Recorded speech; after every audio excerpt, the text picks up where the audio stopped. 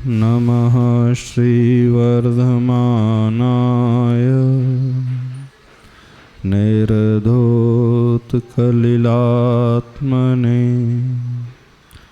सालोकानां त्रिलोकानां यद्विद्यादर्पणायते। देवादिदेव 1008 श्री महावीर भगवान की।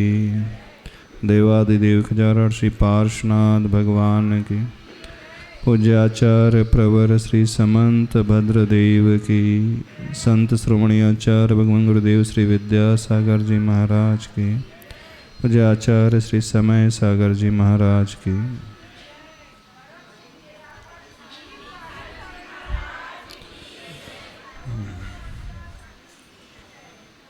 सल्लेखना का प्रकरण चल रहा है। वह सल्लेखना कब ली जाती है और सल्लेखना क्या होती है। उपसर्गे दुर्भिक्षे जरसिरुजायां च निःप्रतिकारे धर्माय तनु विमोचनं माहु सल्लेखनामार्या। धर्म के लिए रत्नत्रय के निमित्त से इस शरीर को त्यागना, यह सल्लेखना आचार्य प्रवर ने कही है। गणधर परमेष्ठी कहते हैं। हर भाव में हम सभी मरते हैं, धर्म के लिए नहीं मरते हैं। एक भाव में भी धर्म के लिए इस जीव ने प्राण को नहीं त्यागा। तो शर्त यह है धर्माय तनु विमोचन। पूरा श्लोक याद हो अथवा न हो, जो सबसे महत्वपूर्ण बात है इस श्लोक में धर्माय तनु विमोचन, बस इसे याद कर लेना, क्योंकि यही हमारे काम का है। इसे याद ही नहीं करना, लेकिन चिंतन भी करना। जब हम चिंतन करते हैं तो इसमें सामायिक भी हो सकती है, हो जाती है। आप लोग चिंतन करते हो? क्या चिंतन करते हो? क्या सोचते हो? अनुप्रेक्षा स्वाध्याय कैसा होता है? चिंतन तो होता है। क्या चिंतन, आप लोग क्या चिंतन करते हो? बार बार इस श्लोक को दोहराना, ऐसा याद करना, तो चिंतन कैसे होता है? हाँ, वो तो श्लोक को लेकर चिंतन तो किया जाता है, लेकिन चिंतन में किया क्या जाता है? हाँ, उसके अर्थ का चिंतन नहीं होता है।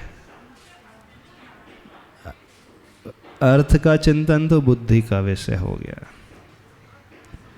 चिंतन में, हाँ माइक से बोलना, चिंतन में व्यक्ति उस अर्थ को आत्मा का विषय बनाता है। अर्थात जब वह चिंतन करता है तो अपने भीतर उस परिस्थिति को घटाने की कोशिश करता है। स्वयं को मुख्य में रख करके सोचता है। लिखा है धर्माय तनु विमोचनम, यानी अभी तक हमने धर्म के लिए इस तनु को, शरीर को नहीं छोड़ा है। तो कैसा सोचेगा? उसे याद करेगा जिनका मरण इस जीव ने देखा है। देखा किसी का मरण आप लोगों ने? हाँ, कितनों का मरण देखा अपनी आंखों के सामने? देख, जब वो व्यक्ति मर रहा था तब उसके भाव कैसे थे अथवा शब्द क्या निकल रहे थे, ये सुनने की कोशिश की, कभी समझने की कोशिश की? उसे क्या अच्छा लग रहा था? जिनका भी मरण आपने अपने जीवन में देखा होगा, परिवार के सदस्य हैं, तो मरते समय वो क्या याद करते हैं, क्या चाहते हैं? नहीं देखा किसी का? तो देखना चाहिए, उससे बहुत अच्छा अनुभव मिलता है। जब संलेखना हो रही है तब तो देखना ही चाहिए, और जब संलेखना नहीं हो रही तब भी देखना चाहिए कि जो जीव इस दुनिया से जा रहा है, यदि उसे होश है, वैसे तो बहुत सारे बेहोशी में ही चले जाते, हॉस्पिटल में ही चले जाते, आप पकड़ ही नहीं पाते क्या उसके परिणाम हैं, क्या मुख से निकल रहा है। कदाचित यदि आपको घर में देखने मिल जाए, ऐसा कोई समाज में देखने मिल जाए, क्या क्या वो कहता है, सुनना ध्यान से, क्या क्या उसके मुख से निकलता है। उसके मुख से धर्म नहीं निकलता है, धर्म की बातें नहीं निकलती, उसके मुख से परिवार की बातें ही निकलती है। तो अपने आप को फिर रख करके देखना, विजुलाइज करना, यदि जिस दिन मैं मरूंगा अथवा मैं मरूंगी तो मेरी स्थिति क्या होगी।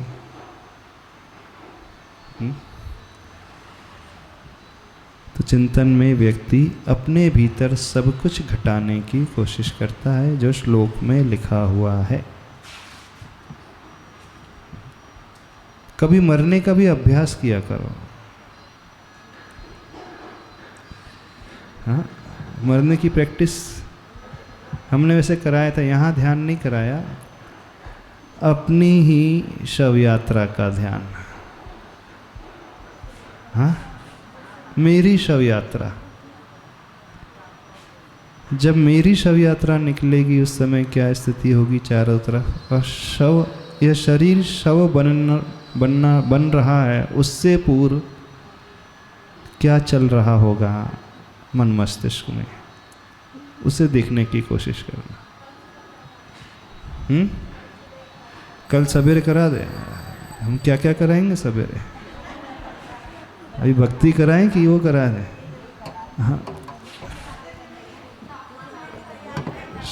हाँ, मरने की तैयारी, उसका अभ्यास किया करो। चिंतन में क्या होता है थोड़ा बता दे। सबसे ज़्यादा दुख कौन से बेटे को होगा, और बहू क्या सोचेगी जब आप मर रही होंगी। हाँ, नहीं, क्या सोचेगी बहू, आप यह सोचना कि वो क्या सोचेगी। नहीं, अब जैसा वैसा छोड़ दो, अभी जो है उसके बारे में बताओ। आपकी बहू क्या सोचेगी जिस दिन आप मरोगे। हाँ, बहुत दुखी होगी कि खुशी मनाएगी। हाँ, नहीं, बाहर से तो मध्यस्थ रहेगी, बाहर से तो हो सकता है आंसू भी बहाए, अंदर की हम बात कर रहे हैं। अंदर अंदर सोचेगी चलो अच्छा हुआ निपटी, सारी प्रॉपर्टी मेरे अंडर हो गई है।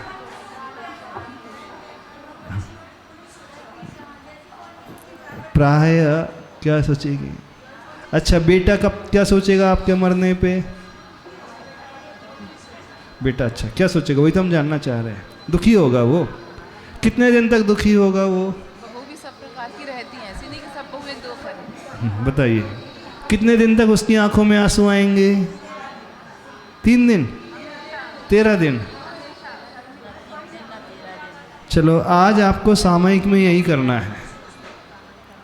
आज सामयिक में क्या करना है, घर में जितने सदस्य हैं वे सदस्य क्या सोच रहे हैं, और आपकी डेड बॉडी पड़ी है, सबके चेहरे में क्या हाव भाव आ रहे हैं, क्या रिएक्शन हो रहा है, उसके बारे में सोचना पूरा। और यदि अच्छे से कहना करना हो तो कॉपी है आपके पास, रजिस्टर वगैरह मिला हुआ ना, हाँ है ना, तो उसमें नाम लिखना, पहले गोल्डी, फिर सोल्डी, फिर टोनी।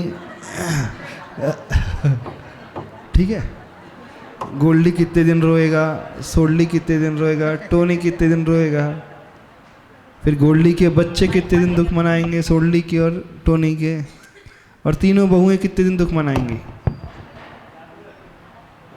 ठीक है, और पति महोदय कितने दिन दुख मनाएंगे।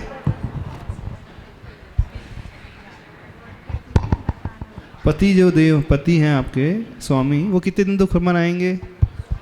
दुख मनाएंगे कि खुशियां मनाएंगे, बला टली।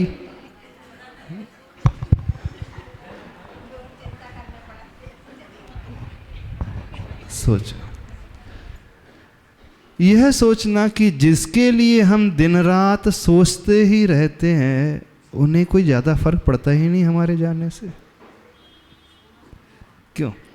लक्की को कितने दिन फर्क पड़ेगा आपके जाने से? 2 दिन। और विनीत को कितने दिन पड़े?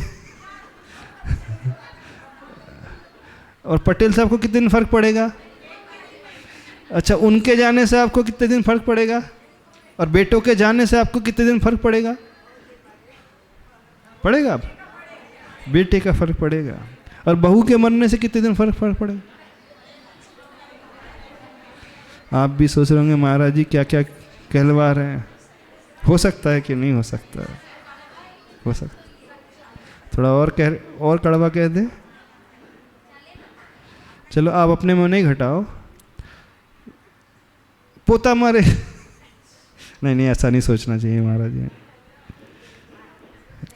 राजा राणा छत्रपति हातिम की असवार, मरना सबको एक दिन, अपनी अपनी बात। ये जो 12 भावना की अनित्य भावना है, क्या मंदिर में गुनगुनाने के लिए है? हाँ, मंदिर में गुनगुनाने के लिए है कि शाम को पाठ करने के लिए? हाँ, दीक्षा लेने के बाद कितने लोगों को दुख होगा? वो पटेल साहब बोल रहे हैं किसी को दुख नहीं होगा, सबको खुशी होगी। तो जो भावना 12 भावना हम मंदिर में पढ़ते हैं, सवेरे अथवा शाम पाठ कर लेते हैं, कभी अपने रियल लाइफ में घटाने की कोशिश ही नहीं करते। वास्तविक जीवन में सोचने में भी उसे डर लगता है। सामान्य रूप से कहना अलग है और विशेष रूप से अपने भीतर घटाना एक अलग बात होती है। अब आप फिर कहोगे कि महाराज जी ऐसा क्यों सोचना चाहिए? हाँ, जैसा हम सोचते हैं वैसा ही हो जाता है, इसलिए हमेशा अच्छा सोचना चाहिए। ऐसा यदि हम बुरा सोचेंगे तो बुरा हमारे जीवन में हो जाएगा, अच्छा सोचेंगे तो अच्छा हमारे जीवन में हो जाएगा। थोड़ा सा रियलिस्टिक अप्रोच भी अपनाने की कोशिश करना। यदि हमारे साथ कुछ ऐसा वैसा होता है तो हमारी क्या तैयारी है, उसे हम कैसे फेस करेंगे, उस सिचुएशन में हम कैसे अपने परिणामों को संभाल करके रखेंगे। ये कोई तैयारी करता है? तो मरने की तैयारी का अर्थ है हम मर रहे हैं। जो घटना भविष्य में घटने वाली है, 10 साल बाद, 20 साल बाद, 2 साल बाद, 2 महीने बाद, कभी भी उस घटनाक्रम को आज ही देखने की कोशिश करना। और फिर यह भी अध्ययन करना कि उस समय हमारे मुख से किसका नाम निकलेगा। बताओ, कौन से बेटे का नाम निकलेगा? पहले, दूसरे, तीसरे, चौथे? किसका? कि पोते का नाम? भगवान का नाम तो बहुत दुर्लभ है निकलना, अच्छों का नहीं निकलता है। नाम उन्हीं का निकलता है जिसके प्रति तीव्र गहरा राग होता है, वो ही याद आता है। फिर वो बेटा हो सकता है, अथवा पोता हो सकता है, अथवा पोती हो सकती है, वही याद आता है। हर भाव में यही गलती है जीव करता हुआ आया। तो आचार्य भगवान कह रहे धर्माय तनु विमोचन, धर्म के लिए शरीर का विमोचन, वो संलेखना कहलाती है। कर सकते हो चिंतन आज ऐसा सामायिक में? नहीं कर पाओगे, थोड़ा सा कठिन तो है, आसान तो है नहीं। अपने विषय में करेंगे। अच्छा, दूसरों के विषय में नहीं कर सकते? क्यों? हमारे रहते रहते कोई दूसरा इस दुनिया से नहीं जा सकता क्या? तो फिर वास्तविकता से मुख क्यों मोड़ना? जो हो सकता है उसे विजुलाइज करें। उसका सबसे बड़ा लाभ यह होता है जब हम पहले से विजुलाइज करने लगते हैं, उसका चिंतन करने लगते हैं और वो परिस्थिति रियल लाइफ में घटित होती है, तो हमें बड़ा झटका नहीं लगेगा। झटका उन्हें ही लगता है जिसकी तैयारी नहीं होती है। ऐसे व्यक्ति का कभी हार्ट फेल नहीं होगा, ब्रेन स्ट्रोक आदि नहीं होगा, कोमा में वो नहीं जाएगा, अचेतन दशा में नहीं मरेगा वो, क्योंकि पहले से तैयारी थी। अर्थात वो मन से मजबूत बन जाता है। तो बनाने की कोशिश करना। राजा राणा छत्रपति दूसरों को सुनाने के लिए नहीं है, स्वयं सुनने के लिए है। और ये निराशावादी दृष्टिकोण नहीं है, हाँ, ये वास्तविक दृष्टिकोण है जीवन का। ठीक है, जितने भी सुन रहे हो ना, बस सुन ही रहे हो, करोगे कोई नहीं, हमें पूरा पता है। सामयिक में चिंतन, अच्छा कितने लोग सामयिक में चिंतन करेंगे? हाथ खड़े करें जो हम बता रहे हैं। क्या चिंतन करोगे?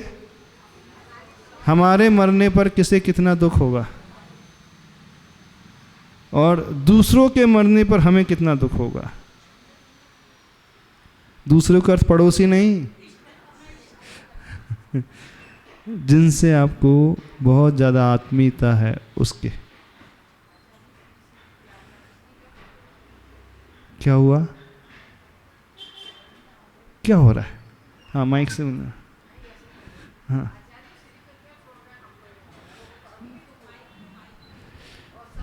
देखो सब अपने अपने आयु कर्म को लेकर के आते हैं। जीव अपनी आयु में से एक समय भी वे नहीं बढ़ा सकते हैं। तो हम वास्तविकता को स्वीकारना सीखें। ऐसी तैयारी सही तैयारी होती है। कठिन तो है, आसान नहीं है, बहुत कठिन है। कठिन पेपर ही तो देना है। जब जिंदगी में जिसे भुगतना ही है तो क्यों नहीं अभ्यास किया जाए उसका। यदि हम उसे नहीं आज अभ्यास करेंगे तो क्या हमारे साथ ऐसा होगा नहीं क्या? जब होना या निश्चित है ही तो तैयारी क्यों ना की जाए पहले से।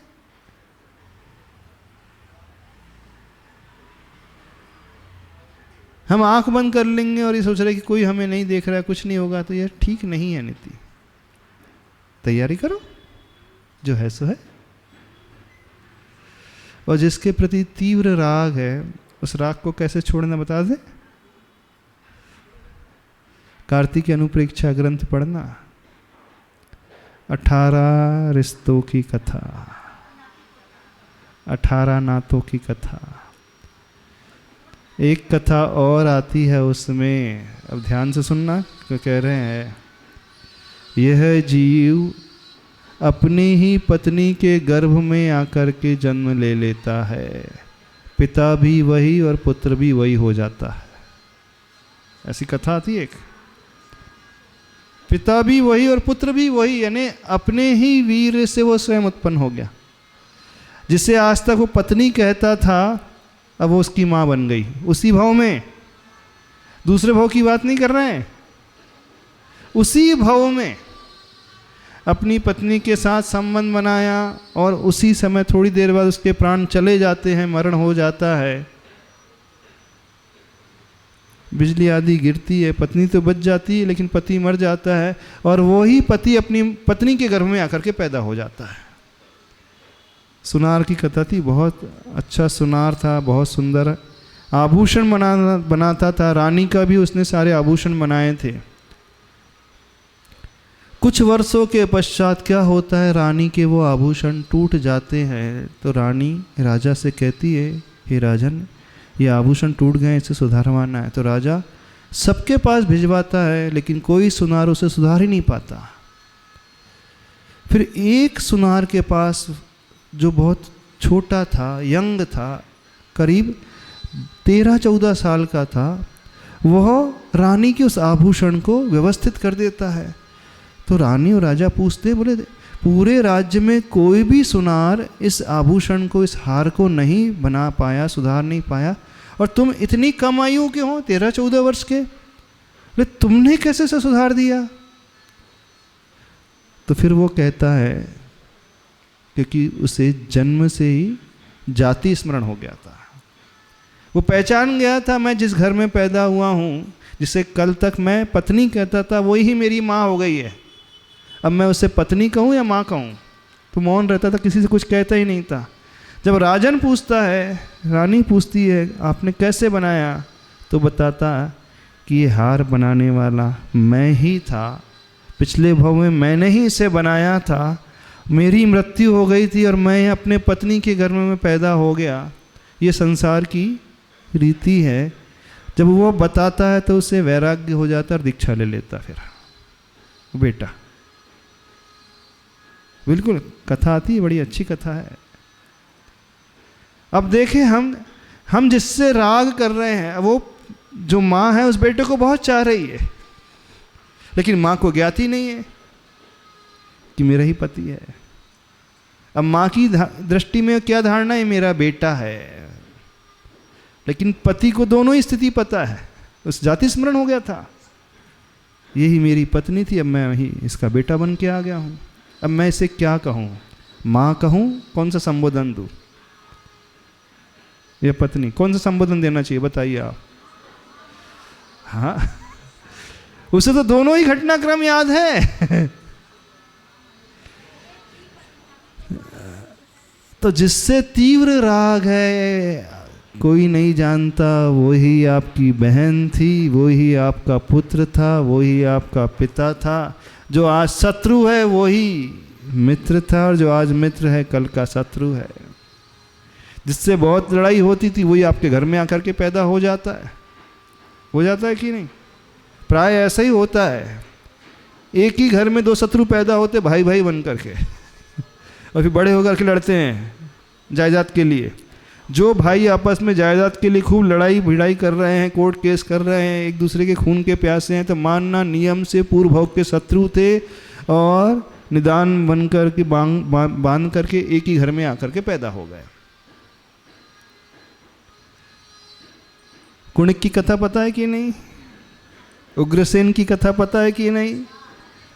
शत्रु ही घर में आकर के बेटा बन करके पैदा हो गया। माइक देखो, तो जिससे सबसे अधिक राग है उस भव को देखने की कोशिश करना। आज मैं उसे किस रूप में मैं देख रहा हूँ, कल वो किस रूप में था, अब हम उसे क्या माने? नमोस्तु महाराज। वज्रजंग और श्रीमती भी थे आदिनाथ भगवान के, तो श्रीमती फिर फ्रेंड बन के आए राजा श्रेयांश। हाँ, राजा श्रेयांश बन गया, जो उसकी पत्नी थी साथ में आहार वो ही फिर मित्र बन गया, फिर राजा बन गया। अच्छा, कौन सा संबंध पहले वाला मानना चाहिए बताइए? नया वाला कि पुराना वाला? अच्छा, घर में जो है बड़े होते वो पूज्य होते कि जो कम नए वाले होते वो ज़्यादा पूज्य होते? बड़े। तो पुराना संबंध पहले मानना चाहिए, हम नया वाला माने?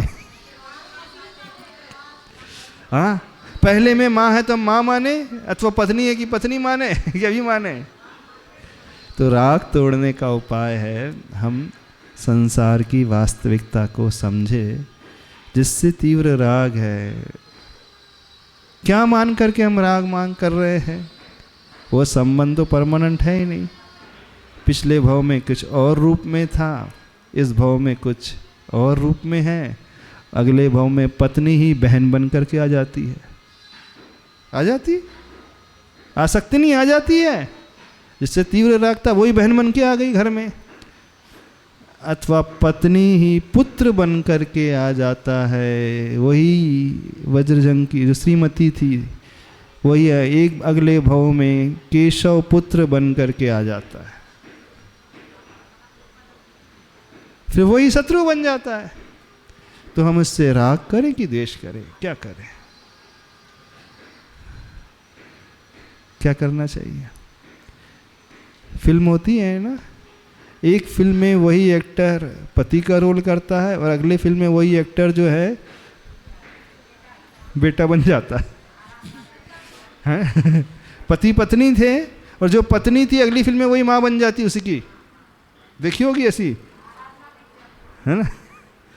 हाँ, अब जो फिल्म होती है उसमें जो एक्टिंग कर रहा है वो उस एक्टर से अथवा एक्ट्रेस से राग करने लगता है हमेशा के लिए। क्यों नहीं करता? उसे मालूम 3 घंटे की मूवी है, 3 घंटे के बाद हम अपने घर, वो अपने घर। तो ये जिंदगी भी तो कुछ वर्षों की मूवी है ना? कुछ वर्षों की एक पिक्चर है। वो 3 घंटे की थी, ये 30 वर्ष की है, 60 वर्ष की है, 80 वर्ष की है। उसके बाद ये किरदार अपने घर, वो किरदार अपने घर। तो हम किसे माने? देखना, जिस मूवी में जो एक्टर होता है अथवा जो भी कैरेक्टर्स होते हैं, उनका राग द्वेष सिर्फ मूवी तक रहता है, मूवी। और मूवी समाप्त होने के बाद जैसे ही वो बाहर आते हैं, किसी से कुछ लेना देना नहीं। तो ये संसार एक फिल्म की भांति है, पिक्चर की भांति है कि नहीं? जितने भी कैरेक्टर आपको मिले आपके घर में, वो वर्तमान की पिक्चर में रोल अदा कर रहे हैं, अगली पिक्चर में किसी और रोल में आ जाएंगे। नियम यही है, किसी और रोल में आ जाएंगे। तो जो हीरो है अपने आप को कौन सी मूवी का कैरेक्टर हमेशा के लिए मानेगा? उसने 25 मूवी में काम किया है, 25 पिक्चर में काम किया है, और हर मूवी में अलग अलग उसने रोल अदा किया है। कहीं पुलिस इंस्पेक्टर, कहीं वकील, कहीं हीरो, कहीं विलेन बन गया है, कहीं बेटा बन गया है। वो किसी भी कैरेक्टर को अपना रूप नहीं मानता, क्योंकि वो ओरिजिनल में कुछ और ही है। उसे पता है मुझे पिक्चर में रोल अदा करना है। तो हम भी जीवन में ओरिजिनल में क्या है? क्या है ओरिजिनल में? हम आत्म तत्व हैं, और ये कैरेक्टर तो इस मूवी में मिल रहे हैं, बाद में नए कैरेक्टर। हर कैरेक्टर को छोड़ते जाएंगे, लेकिन एक चीज़ है जो कभी नहीं छूटती है, वो हमारी आत्मा का स्वभाव। वो परमानेंट है, वो कभी नहीं बदलता। पर्याय हमेशा बदलती हैं, लेकिन द्रव्य वही रहता है, आत्म तत्व वही रहता है। तो जैसे वो हीरो जब पिक्चर समाप्त हो जाती, भले ही उसने 100 पिक्चर में भी काम किया है, हर जगह अलग अलग प्रकार के रोल को अदा किया है, पर वो किसी रोल को स्वीकारता नहीं अपनी रियल लाइफ में।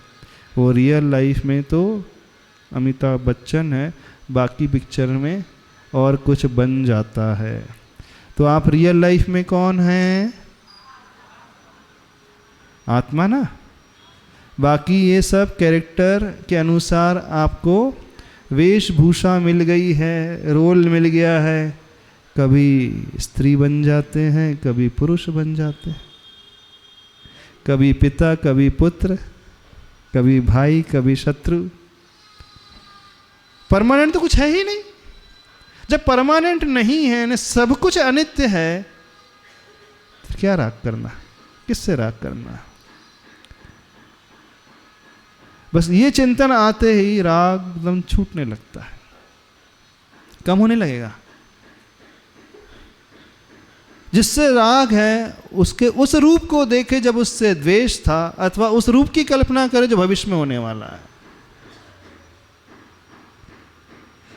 जिससे भी तीव्र राग है आपको, जिसके बिना आप जी नहीं पा रहे हैं,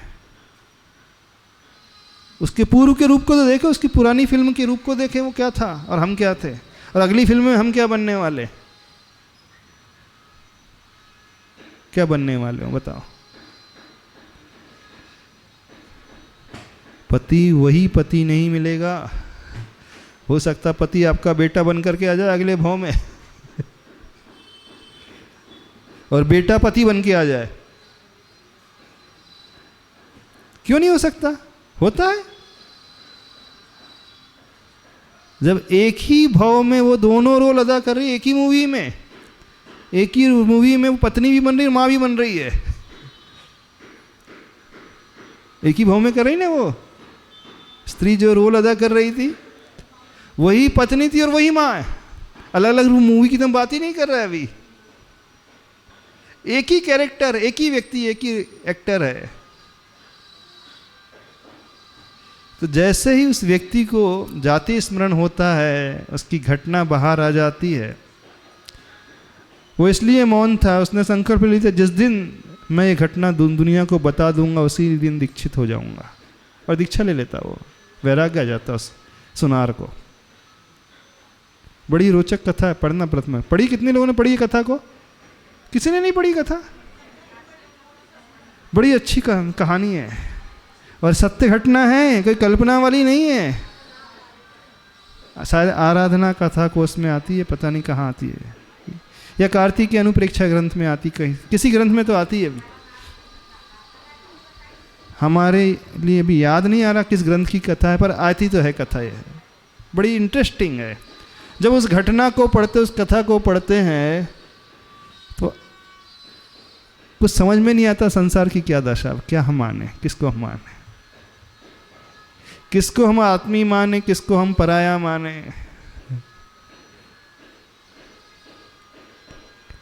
किसे हम अपना कहें, किसे हम पराया कहें, क्या कहें। तो राग कम होगा कि नहीं होगा? तो जिससे राग है उसमें क्या देखना? पिछली मूवी का कैरेक्टर देखना अथवा आने वाली मूवी का कैरेक्टर देखना। सत्य यही है। हाँ, देखने की क्षमता होगी तो देख पाओगे, अन्यथा क्या देख पाओगे। आप तो देख भी नहीं पाओगे, कल्पना भी नहीं करोगे। बोले नहीं, हम सोच ही नहीं सकते ऐसा, है ना। सोचने में भी डर लगता है कई लोगों को। वो तो वर्तमान के कैरेक्टर को ही सब कुछ मान रहा है, बस जो है दुनिया इतनी ही है, इसके अलावा और कुछ नहीं, भविष्य में क्या लेना देना है। तो जब ये राग टूटता है तब धर्माय तनु विमोचन होता है। तब धर्म के लिए प्राण निकलेंगे, फिर उस व्यक्ति के लिए प्राण नहीं निकलेंगे।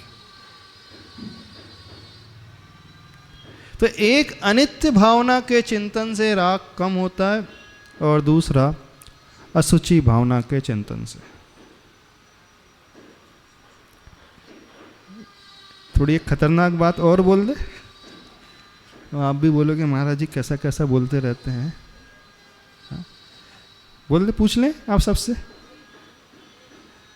आप अपने पति को चाहते हो?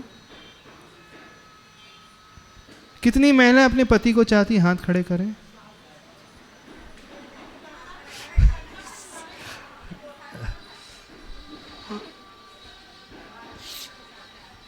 कितनी महिलाएं हैं अपने पति को चाहती हैं? हाथ खड़े करें, हम फिर देखना चाह। बाकी तो वैरागी हो गई हैं सब, इसका मतलब ऐसा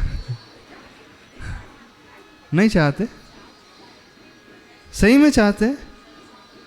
जब हम पुणे में थे, हमने पुणे में खड़े करके पूछा था किसी से।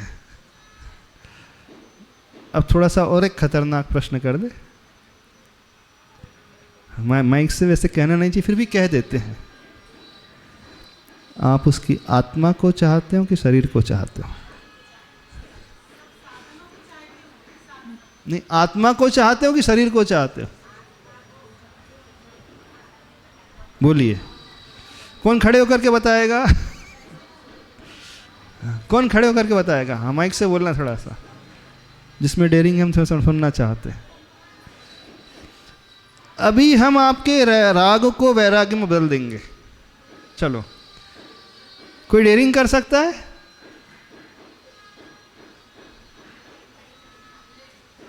अरे सब माइक एक दूसरे को पास ऑन कर दे।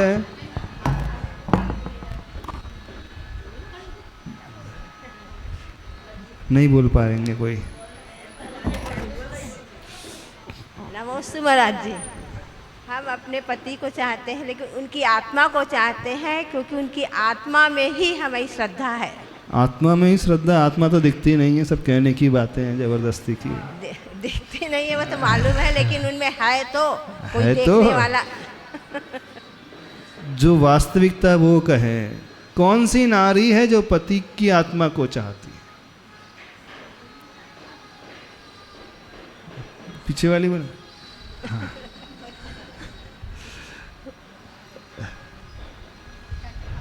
थोड़ा सा। नमोस्तु महाराज जी। महाराज जी, हम उनके धर्म को, उनके कर्म को, उनके आचरण को सबसे प्यार करते हैं, और शरीर को नहीं? उनका उनके जो सबके प्रति समर्पण है घर में। अच्छा, यानी उनके गुण को चाहते हैं आप? हाँ। अच्छा, कोई शरीर को नहीं चाहता?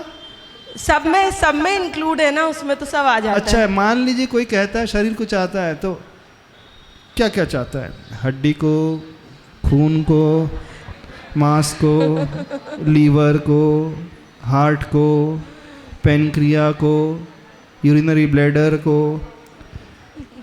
बड़ी आंत को, छोटी आंत को, बाल को, नाखून को, कि चमड़ी को? क्या? महाराज जी उनके गुणों को। देखिए, बैठ जाइए। जो ये कहता है कि शरीर को, वो भी झूठ बोलता है। यदि शरीर को चाहता है तो वो पूरे शरीर को क्यों नहीं चाहता? फिर खून को भी चाहना चाहिए ना, हड्डी को भी चाहना चाहिए, और मल और मूत्र को भी चाहना चाहिए, नख और केश को भी चाहना चाहिए, हाँ लीवर को भी, और छोटी आंत बड़ी आंत को भी चाहना चाहिए। आप किसी के शरीर को भी पूरा नहीं चाहते। यदि किसी से राग करना है तो ऐसा राग करो, ऐसा राग करो कि कभी छूटे ही नहीं राग। भवो भवो में जो राग कभी समाप्त ही ना हो।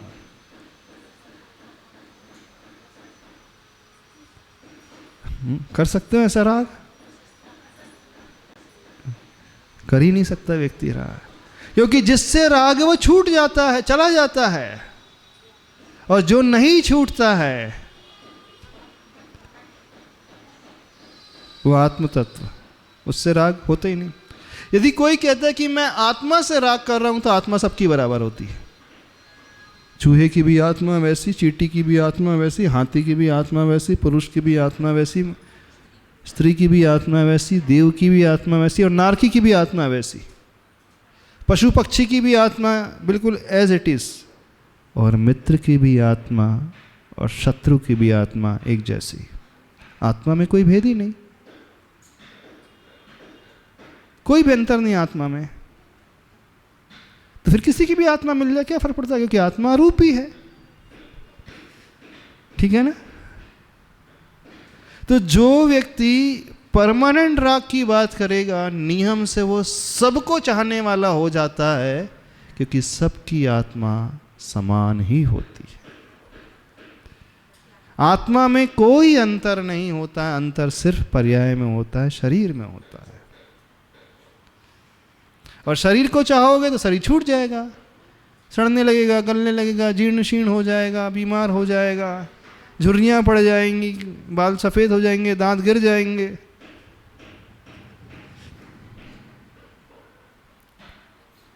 चाहो तो जो परमानेंट है उसे चाहो, नहीं है तो अपनी आत्मा को चाहो। इसलिए जो भगवान होते हैं वो निश्चय से अपनी आत्मा को चाहते हैं, और व्यवहार से दुनिया की समस्त आत्मा को चाहते हैं। राग करो तो सबसे राग करो, कोई भी शेष नहीं बचना चाहिए। शत्रु मित्र सब में एक जैसा राग, हिंदुस्तानी पाकिस्तानी सब में एक जैसा राग, क्योंकि अंतर ही नहीं उनमें। पशु पक्षी मनुष्य देव नारकी सब में एक जैसा राग, क्योंकि आत्मा सबकी एक जैसी है। और निगोदिया जीव जो है उसको भी वो वैसे ही चाहेगा, नाली में उतरने वाले सूअर को भी वैसे ही चाहेगा, वो नहीं चाहेगा, क्योंकि उसकी भी आत्मा वैसी ही है। आत्मा में वह अंतर होता है? कोई अंतर नहीं। तो बताइए किसको चाहना है?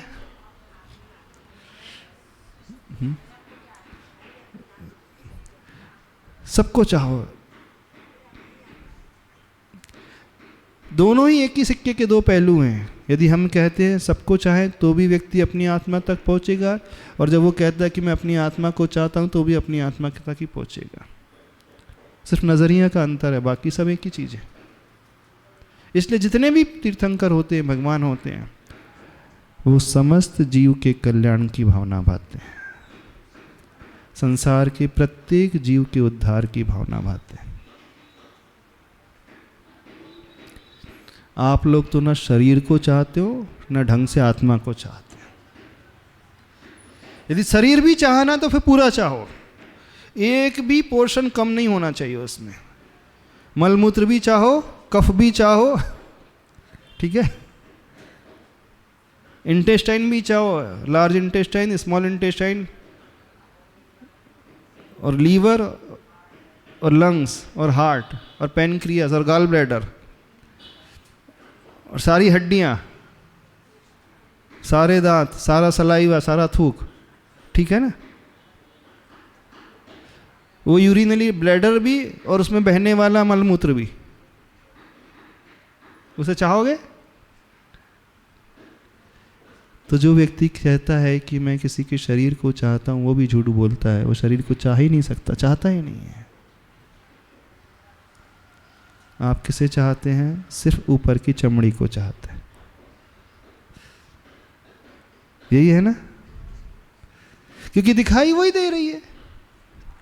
बाकी हड्डी दिख नहीं रही, मांस दिख नहीं रहा, कुछ नजर आ नहीं रहा है, इंटरनल पार्ट्स नजर आ नहीं रहे, सारा का सारा एक्सटर्नल नजर आ रहा है, तो एक्सटर्नल को चाहता है।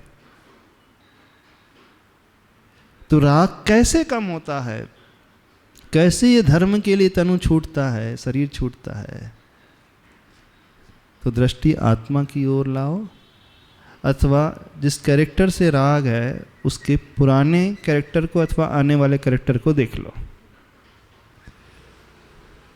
अब क्या मान करके वो सुनार अपनी पत्नी मान कर कि माँ मान करके राग करे उससे?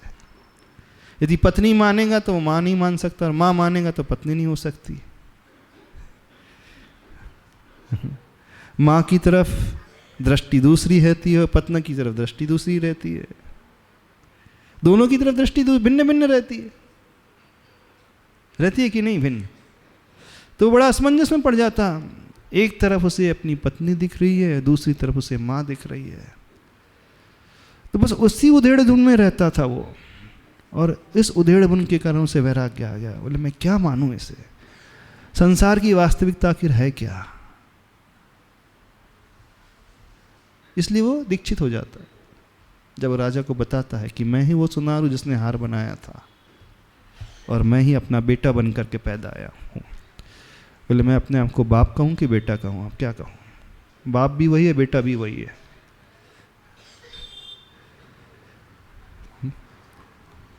हाँ, पिता भी वही, पुत्र भी वही है। क्या कहे वो अपने आप को? बोले ऐसा उदाहरण संसार में देखने को नहीं मिलता। पिता भी मैं ही बनूं, पुत्र भी मैं बनूं। वो फिल्म में देखने मिलता है डबल रोल के निभाने वाला, पर वहाँ दो कैरेक्टर होते हैं। बोले संसार में क्या हो रहा है? कल तक मैं पिता था, आज मैं अपना ही पुत्र बन गया हूं। हो सकता है, किसी के साथ भी हो सकता है, क्योंकि आगम ये कहते हैं स्त्री पुरुष के संपर्क होने के बाद 15 दिन तक उसमें कोई आत्म तत्व आकर के जन्म ले सकता है। जरूरी नहीं उसी समय जन्म हो जाता है कोई जीव का। रज और वीर के मिलने के बाद उस मिश्रण में 15 दिन के टाइम पीरियड तक कोई भी आकर के जन्म ले सकता है। ऐसा है आगम में, बिल्कुल ऐसा कहा है। सबकी धारणा ये है कि तभी आ जाता, तुरंत नहीं आता। तुरंत आ भी सकता है, कुछ समय बाद भी आ सकता है, और कितना समय हो सकता है? 15 दिन तक हो सकता है।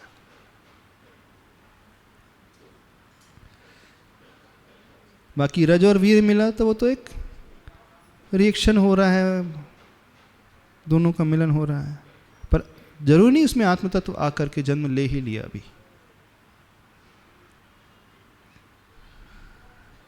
तो थोड़े समय बाद वही अपनी उस रजवीर के मिश्रण में आकर के पैदा हो गया। उसने उसी को अपना शरीर बना लिया।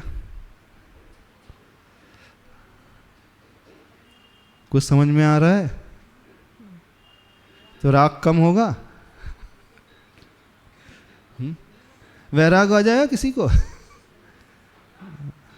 नहीं आ रहे। बड़ा मजबूत राग है, फेविकॉल का जोड़ टूटता ही नहीं है। हाँ, कम ही नहीं हो रहा जोड़। कौन सा? फेविक्विक का है, छूट ही नहीं रहा। कौन सा जोड़ है?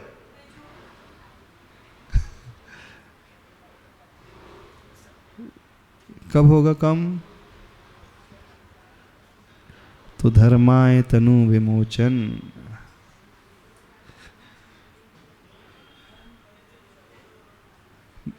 समझ में नहीं आ रही हमारी बात है? थोड़ी सी अलग जैसी लग रही होगी, और जैसी लग रही है।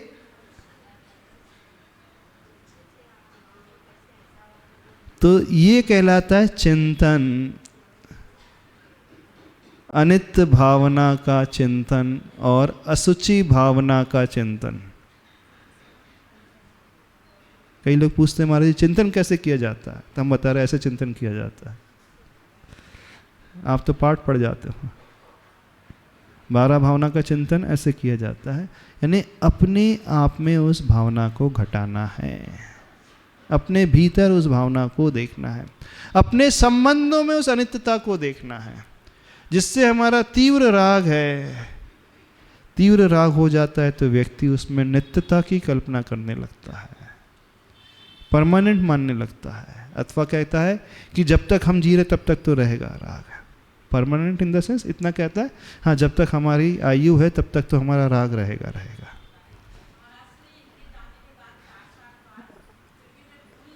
हाँ, जाने के बाद भूल नहीं पा रहे हो तो आत्मा को चाहो ना, तो क्या कारण है? तो वही तो राग तोड़ना है।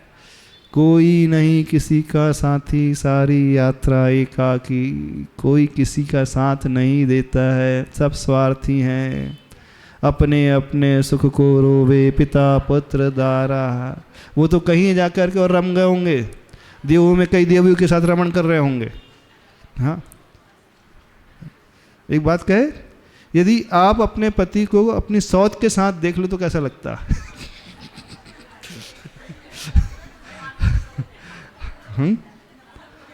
हाँ, आप अपने पति को अपनी सौत के साथ देख लो तो क्या होगा? नफरत हो जाएगी। तो जिसको आप नहीं भूल पा रहे हैं वो कई देवियों के साथ रमण कर रहा है, आपको अभी भी नफरत नहीं हो रही? वहाँ स्वर्ग में पैदा होती हुई कम से कम 32 आ जाती हैं, 32 कम से कम मिनिमम। जो सबसे लोएस्ट कैटेगरी वाला देव होता है, व्यंतर जाति का, कम से कम उसकी मिनिमम 32 तो होती ही है, और उससे कई गुना ज़्यादा भी हो जाती है।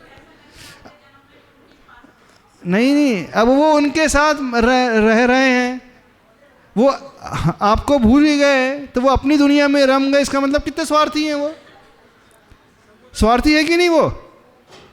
हाँ, एक को भूल करके 32 के पीछे पड़ गए, वो लगता ही नहीं है। हाँ, वो इधर बैठी हैं, वो कितनी दुखी हो रही हैं, विचार नहीं आता उनको। तो वही तो हमने पूछा, यदि आप अपने पति को सौत के साथ देख लो तो कैसा लगेगा? तो भी रहोगे? और एक साथ 32 सौत के साथ रह रहा है वो, नहीं, तो भी रहोगे, तो भी उसने उतना ही चाहोगे कि राग कम हो जाएगा। नमोस्तु महाराज जी। अगर उनका ऐसा स्वभाव ना हो तो? किसका स्वभाव ना? पति का ऐसा संभव ही नहीं है। जैसे इनके पति का ऐसा स्वभाव ना हो तो? देवगति में जाते नहीं नियम से 32 कम से कम देवियां होती ही हैं, और देव जो होते हैं वो अपने भोगों में रमने वाले हो जाते हैं। तो जिसे आपकी चिंता नहीं है और आप उसकी चिंता में घुले जा रहे हैं, हद हो गई। व्यवहार तो दोनों तरफ से बराबर होना चाहिए। आप जिसकी चिंता कर रहे हो, जिसकी चिंता में आंसू बहा रहे हो, उससे भी तो आंसू बहाना चाहिए कि नहीं? नहीं तो वो स्वार्थी है। तो आपको पता चल जाए कि वो स्वार्थी है, किसी और के साथ घूम रहा फिर रहा है, फिर राग वैसे ही करोगे। यदि फिर भी कोई जीव वैसा ही राग कर रहा तो उससे ज़्यादा अज्ञानी कोई नहीं कहलाएगा। हाँ, उससे ज़्यादा अज्ञानी कोई नहीं कहलाएगा। उससे हमारी फिक्र नहीं है, वो सोच ही नहीं रहा वो जीव हमारे बारे में, और हम उसके बारे में सोच सोच करके आंसू बहाए जा रहे हैं। दिन रात आर ध्यान और रौद्र ध्यान किए जा रहे हैं, दिन रात विकल्प किए जा रहे हैं, ना भोजन कर पा रहे हैं, ना धर्म कर पा रहे हैं, कुछ ना परिवार में रह पा रहे हैं। तो इससे बड़ी नादानी तो और कुछ होती नहीं।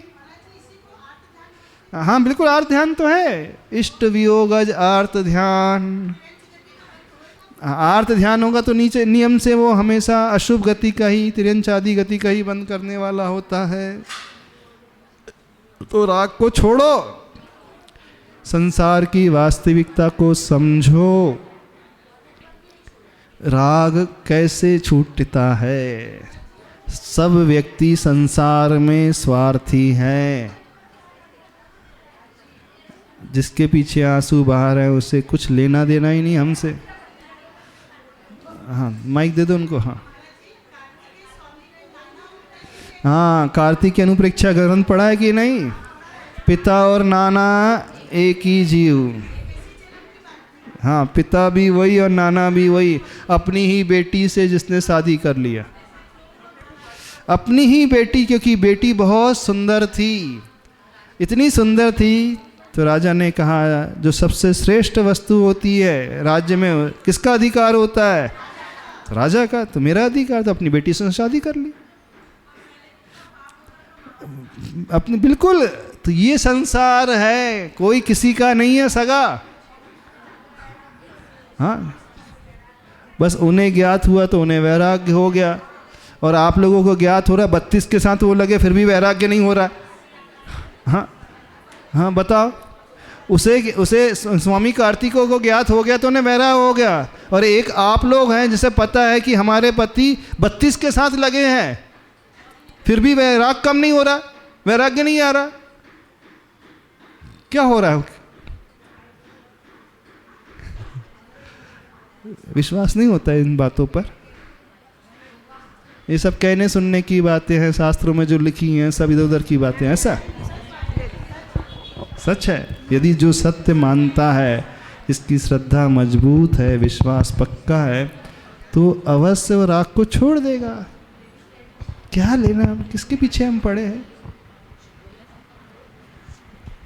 तो राग ऐसे टूटता है। नमोस्तु महाराज जी। महाराज जी, कोई किसी को नहीं चाहता है, इंसान अपने आप स्वयं भी नहीं चाहता, अपनी सुविधाओं को चाहता है। बिल्कुल सत्य है। हाँ। तो समझ लो ना, तो फिर हाँ, स्वार्थ के संसार को समझो। जैसे एक जगह बाढ़ आई, बंदरिया बाढ़ में फंस गई, उसका बच्चा था। जब बाढ़ वो पेड़ पे चढ़ गई, पेड़ पर ऊंचाई तक जब पानी आने लगा तो उसने अपने बच्चे के ऊपर पैर रख लिया और ऊपर चढ़ गई। हाँ। तो वो अपने बच्चे को भी नहीं चाहती। इसका अर्थ है वो अपने को तो चाहती है, लेकिन हाँ, तो मतलब कब वैराग्य आ रहा आपको?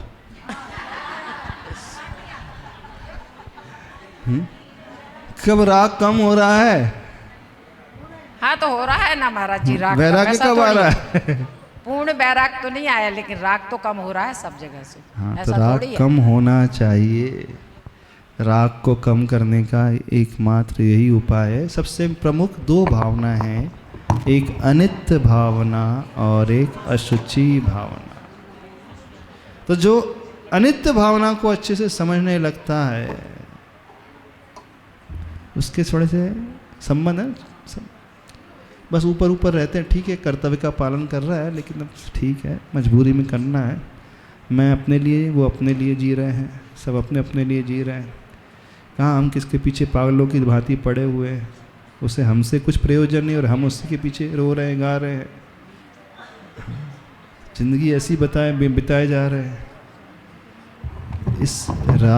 इस वास्तविक रहस्य को जानने की, समझने की कोशिश करें, तब हम अपने आप में आ पाएंगे, तब हम धर्म में लग पाएंगे। नमोस्तु महाराज जी। महाराज जी, एक क्वेश्चन है कि जैसे पहले युद्ध, जैसे पांचों पांडव हो गए, रामचंद्र जी, लक्ष्मण जी, हनुमान जी, यानी ये जो मोक्ष गए हैं, जैसे रामचंद्र जी, हनुमान जी, तो उन लोग युद्ध लड़ते थे, इतने लोग यानी मृत्यु को प्राप्त होते थे, तो उनको पाप नहीं लगता था? वो युद्ध धर्म के लिए लड़ते थे, अनिति अन्याय के लिए नहीं लड़ते थे। और कदाचित किसी ने युद्ध लड़ा भी होगा, जिस दिन वैराग्य आया तो अपने पापों का प्रायश्चित किया और साधना में डूब गए। उपसर्ग होते रहे तो सहन करते रहे। चिलाती पुत्र की जो कथा आती है, सप्तव्यसनी था, सप्तव्यसनी था, लेकिन जिस दिन वैराग्य आया, दीक्षा ले लिया, मुनि बन गया। घोर उपसर्ग होता रहा, वही व्यंतरणी उपसर्ग करते रही, आंखें नोच ली, चील बंद करके सिर में छिद्र छिद्र कर दिए, चमड़ी निकाल दी, कीड़े बिलबिलाने लगे, लेकिन टस से मस नहीं हुए, ध्यान में लीन रहे। तो जैसे ही कोई ध्यान में लीन हो जाते हैं मुनि महाराज, तो भवो भवो के संचित पाप कर्म भी एक ही अंतर मुहूर्त में क्षय को प्राप्त हो जाते हैं।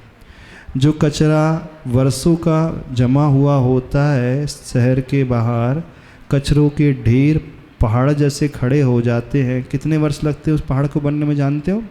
20-30 वर्ष लग जाते हैं। और उस पहाड़ को जलाने में कितना समय लगता है? एक माचिस की तीली दी, थोड़ी देर में वो पहाड़ जो 30 वर्षों में संग्रहित हुआ था जल जल करके धू धू करके राख में बदल जाता है।